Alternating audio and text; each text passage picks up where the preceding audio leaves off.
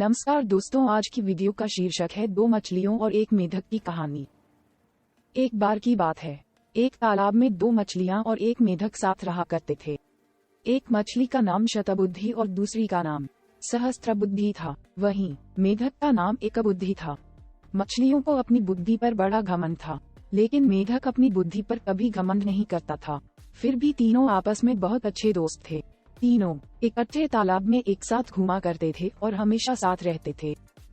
जब भी कोई समस्या आती तो तीनों साथ मिलकर उससे निपटते थे। एक दिन नदी के किनारे से मछुआरे जा रहे थे।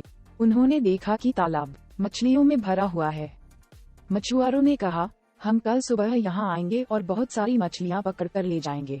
मेढक ने मछुआरों की सारी बातें सुन ली थी।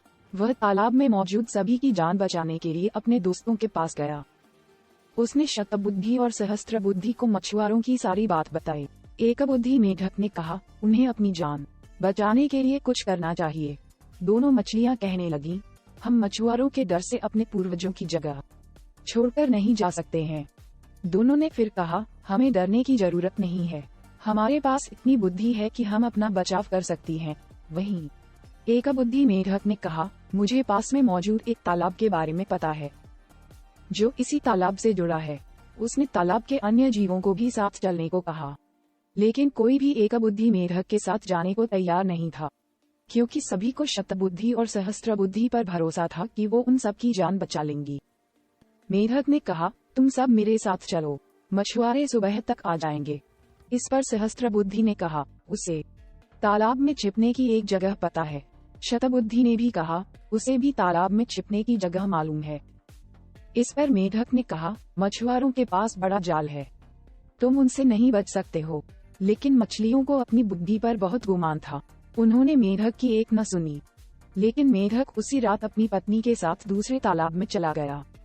शतबुद्धि और सहस्त्रबुद्धि ने एकबुद्धि का मजाक उड़ाया। अब अगली सुबह मछुआरे अपना जाल लेकर वहां आ पहुंचे।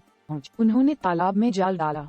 तालाब के सभी जीव अपनी जान बचाने के लिए भागने लगे, लेकिन मछुआरों के पास बड़ा जाल था, जिस कारण कोई भी बचकर नहीं जा सका। जाल में बहुत सारी मछलियां पकड़ी गईं। शतबुद्धि और सहस्त्रबुद्धि ने भी बहुत बचने की कोशिश की, लेकिन उन्हें भी मछुआरों ने पकड़ ही लिया। जब उन्हें तालाब से बाहर लाया गया, तब तक दोनों की मौत हो चुकी थी। शतबुद्धि और सहस्त्रबुद्धि का आकार सबसे बड़ा था, इसलिए मछुआरों ने उन्हें लग रखा था। उन्होंने बाकी मछलियों को एक टोकरी में डाला, जबकि शतबुद्धि और सहस्त्रबुद्धि को कंधे पर उठाकर चल दिए।